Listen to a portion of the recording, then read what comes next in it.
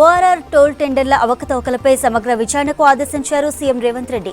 వెంటనే పూర్తి వివరాలు ఇవ్వాలని హెచ్ఎండీఏ జాయింట్ కమిషనర్ ఆమ్రపాలిని ఆదేశించారు.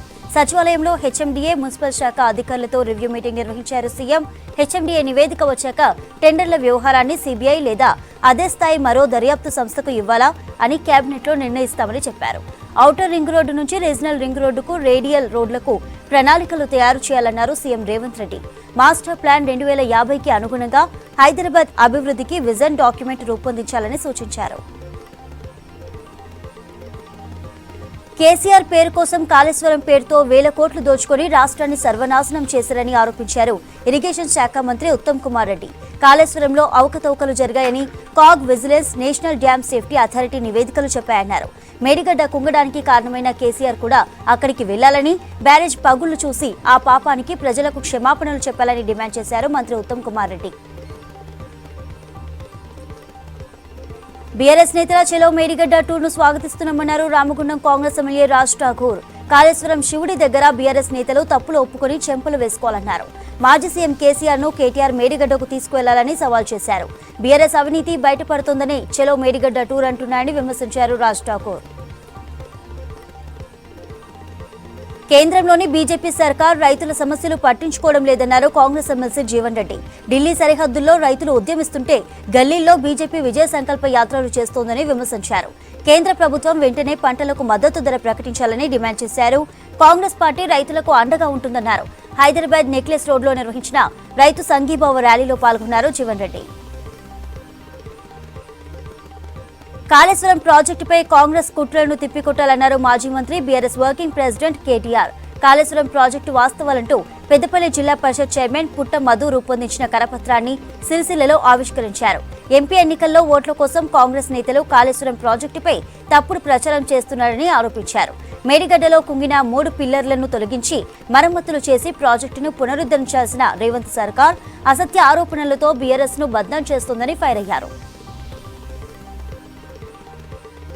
కాంగ్రెస్ కు దమ్ముంటే లోక్సభ ఎన్నికల్లో రాష్ట్రంలోని 17 స్థానాలు గెలవాలని సవాల్ చేశారు బీఆర్ఎస్ ఎమ్మెల్యే కడియం శ్రీహరి. రేవంత్ రెడ్డి ప్రభుత్వాన్ని కూల్చాలన్న ఆలోచన తమకు లేదన్నారు. వరంగల్లో పార్టీ కార్యకర్తల సమావేశంలో పాల్గొన్నారు కడియం.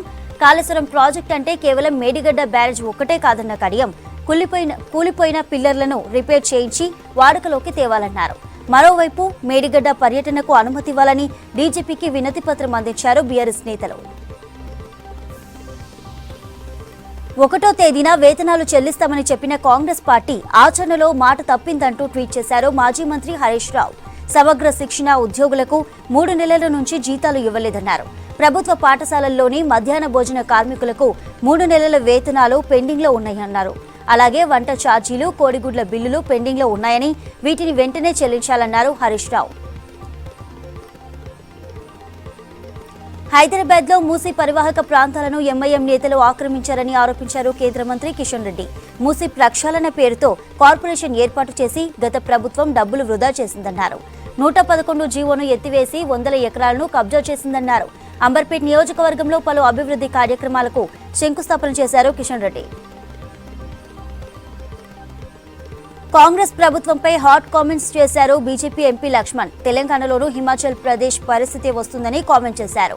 పార్లమెంట్ ఎన్నికల తర్వాత పరిస్థితి ఎలా ఉంటుందో అందరూ చూస్తారని చెప్పారు. రాష్ట్రంలో కాంగ్రెస్ సర్కార్ తుమ్మితే ఊడిపోతుందన్నారు బీజేపీ ఎంపీ లక్ష్మణ్.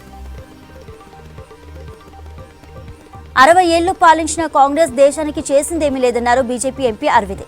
దేశవ్యాప్తంగా కాంగ్రెస్ పార్టీ ఆదరణ కోల్పోతుందన్నారు. నిజామాబాద్ జిల్లా ఆర్మూర్ నియోజకవర్గ విస్తృత స్థాయి సమావేశంలో పాల్గొన్నారు అరవింద్. తాము చేసే చిన్న తప్పుల వల్లే అసెంబ్లీ ఎన్నికల్లో ఓడిపోయామన్నారు. భారీ మెజార్టీతో నిజామాబాద్ పార్లమెంట్ ఎన్నికల్లో బీజేపీ గెలుస్తుందన్నారు అరవింద్.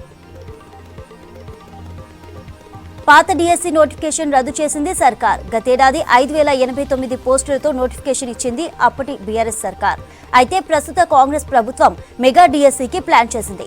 11,062 పోస్టులతో రేవంత్ సర్కార్ ఇవాళ మెగా డీఎస్సీ నోటిఫికేషన్ విడుదల చేయనుంది. దీనికోసం పాత డీఎస్సీ నోటిఫికేషన్ రద్దు చేశారు. జూన్ నెలాఖరులో ఆన్లైన్లో పరీక్షలు నిర్వహించేందుకు కసరత్తు చేస్తున్నారు.